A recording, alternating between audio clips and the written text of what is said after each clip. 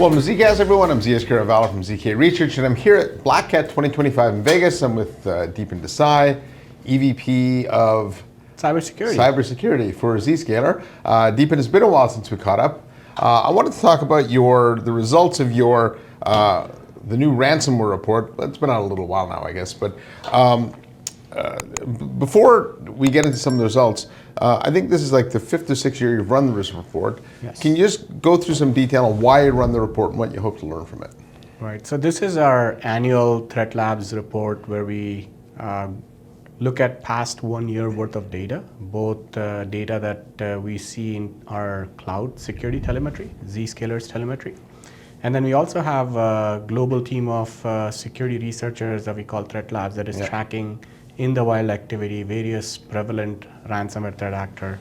So the report aims to combine the findings from both attacks that we're seeing in the enterprises in the cloud environment, and then also the in the wild tracking activity, where the goal the team has is we want to make sure our platform continues to evolve to protect these organizations, and B, we also provide some best practices, guidance, insights into what we're seeing these gangs are doing out there to conduct successful ransomware attacks. So this is our 5th or 6th iteration of this annual report. In this report, we actually looked at data from 2024 to 2025 up to March 2025. And again, there are several interesting trends. Yeah, I'm curious, what are some of the key findings, particularly in the ransomware area? What did you guys see there? So number one is the volume of attacks that we saw. It did go up significantly, and it's never goes down, does it? It never goes down, but the volume we saw this time was about 146% attacks that were blocked. This is our cloud telemetry, and it's definitely up compared to what we saw last year, year-over-year trending average. About 10.9 million attacks were blocked. Now, think of this as not just final ransomware payload getting blocked, but at each of the stage that we see threat actors trying to get to that final action and objective stage, we will attempt to block that. And that's why we saw about 10.9 million across the kill chain attacks getting blocked that would have resulted in a ransomware attack in the environment. Yeah. Now, are you seeing new types of attacks, or is it a lot of what you saw before? How's ransomware changing? So one of the trends that we've been tracking over the last 2 to 3 years now is where we used to call it double extortion attacks, where they would encrypt the files. I mean, it all started with just encryption, then they would encrypt the files, and then they would also steal data so that they're able to demand ransom, even if the organization is able to recover from these attacks through backups and following security best practices around recovery process. Lately, though, in last 12 months, we're starting to see a couple things on the exfiltration side. One is the volume of data that these gangs are getting out of the victim environment is going up significantly, and there are several examples of that we cited in the report. And then second is more and more gangs are going just exfiltration. They're basically not doing any type of encryption in this environment, and you could call it transformation on their end, or trying to stay under the radar by not causing any business disruption on this victim environment, because it's business as usual until they get a note like, hey, we have your data, pay ransom, or you will be in news, of course. Yeah, no, that's a really good thing. Nobody wants to be in the news for that. And I'm curious as to your thoughts around this too, with AI becoming such a big part of every company's strategy, and then with data being the fuel for AI, it seems the impact of ransomware today is a lot more significant than it was just a few years ago, correct?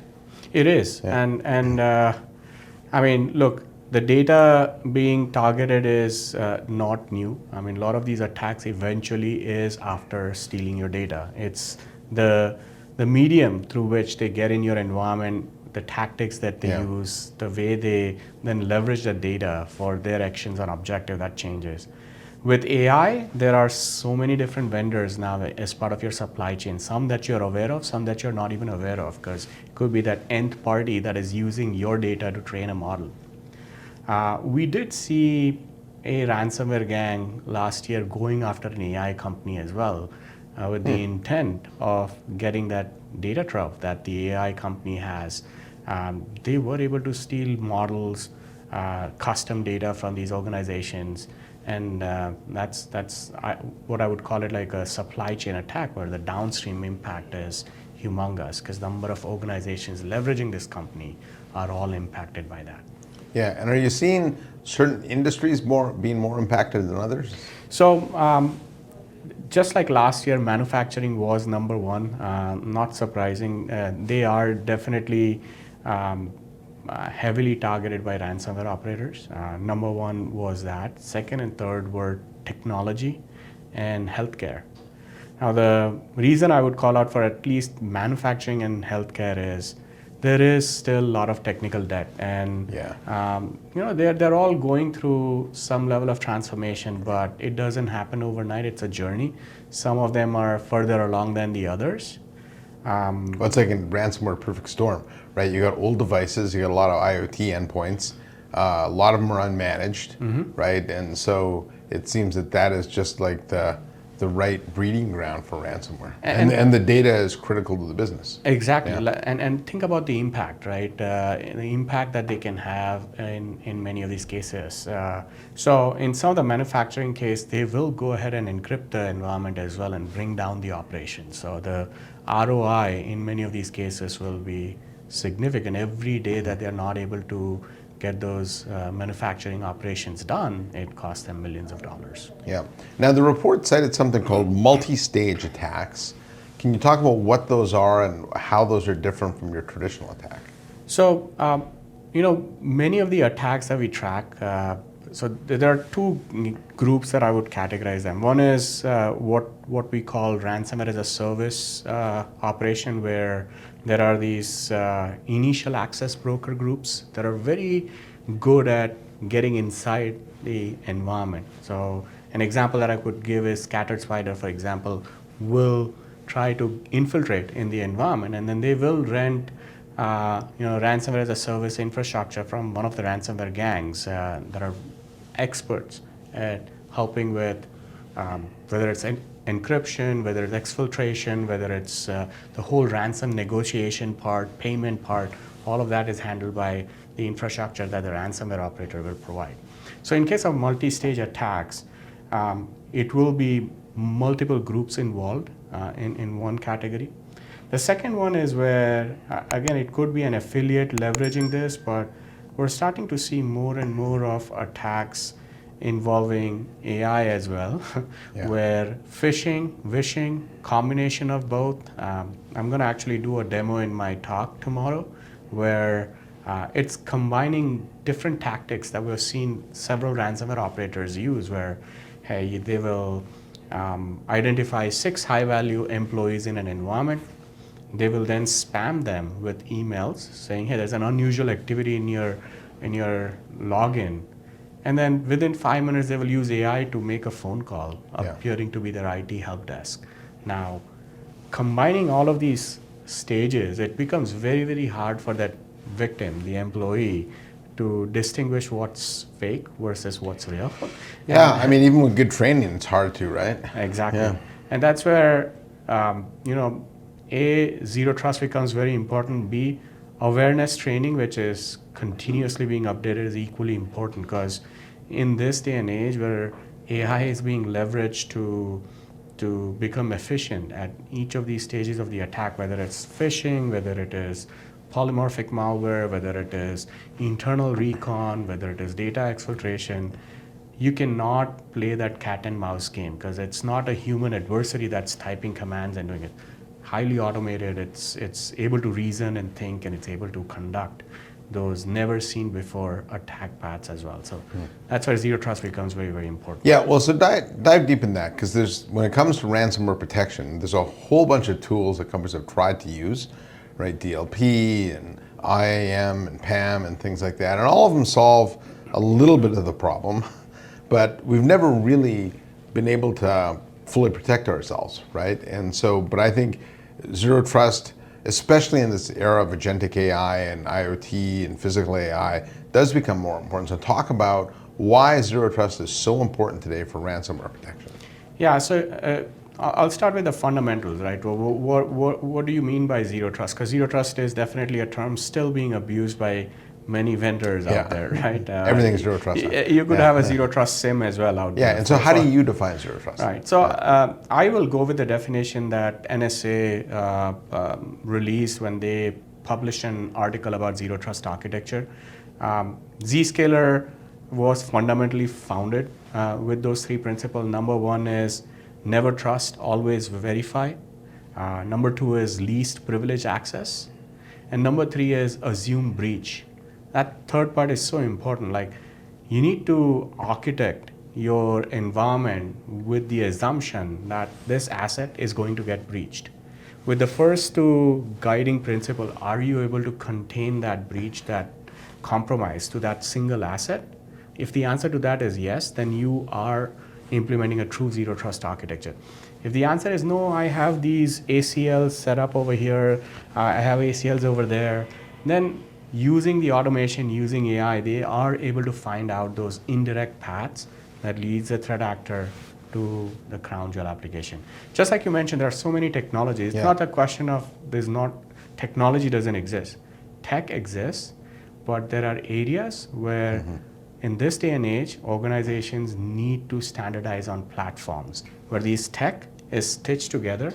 They're able to respond and take action at the time the attack is happening rather than do correlation out of band and then try to react after a few hours. Yeah, and I think maybe the big difference there is in your model, you assume the breach and then you try and minimize the impact of the breach, where all the other tools try and prevent the breach.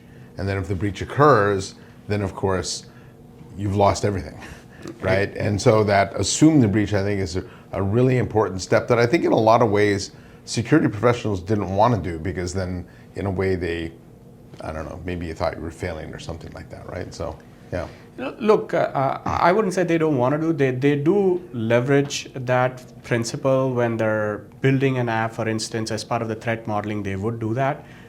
It's just, we're used to doing things a certain way, and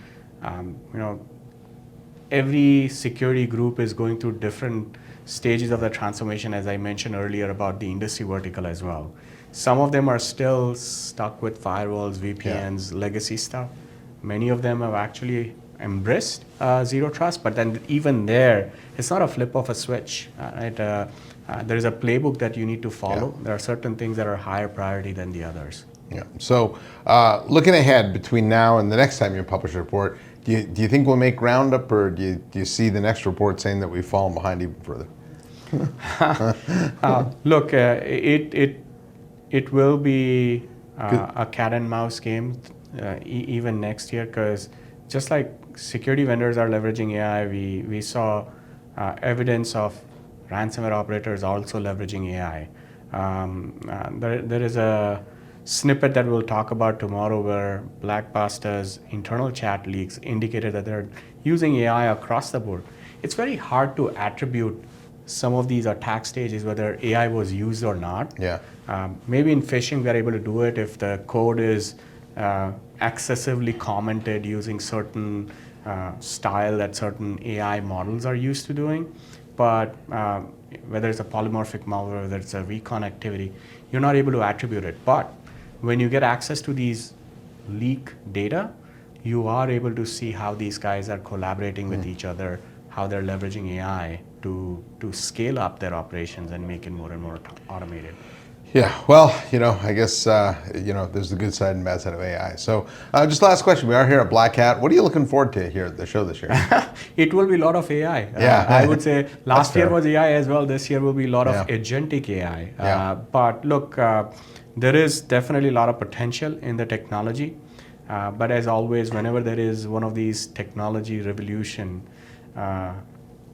80 or 90% of the companies that we see on the floor will not exist next year. But there will be those big winners out there, which is where it's always exciting to be here, check out what all new tech, new use cases, smart security folks are trying to solve leveraging the tech. Well, that's the very nature of security. So anything else you want to add? No, this is good. So look, ransomware is still top of mind. I was reading a few reports last year. Oh, it's going down. It's no longer a big deal. But look, these guys are very, very motivated. They are, seeing a lot of success in terms of payouts as well. So we will see more and more of this. Organizations must take that proactive stance. And again, I'm hitting on the zero trust wagon, but that is extremely important, not just for ransomware, even for nation state attacks. The SharePoint exploit that we saw a few weeks back, if you have zero trust implemented, your exposure goes down significantly. Yeah, well, I'll quote one of your customers that said this to me a couple of zeniths ago. Traditional security architecture hasn't worked, isn't working, and he felt wasn't ever going to work, and so he felt he had to do something different. And so, with AI coming, I think it's time to think a little differently. So thanks for going through the results in that report. I'll make sure there's a link to it in the YouTube description below. Unless you want to add anything else, on behalf of Deepen Desai from Zscaler, I'm Zscaler from ZK Research, and thanks for watching. Give us a like and also hit that subscribe button, and I'll see you next time on my next episode of ZKast. Thanks, Deepen. Thank you.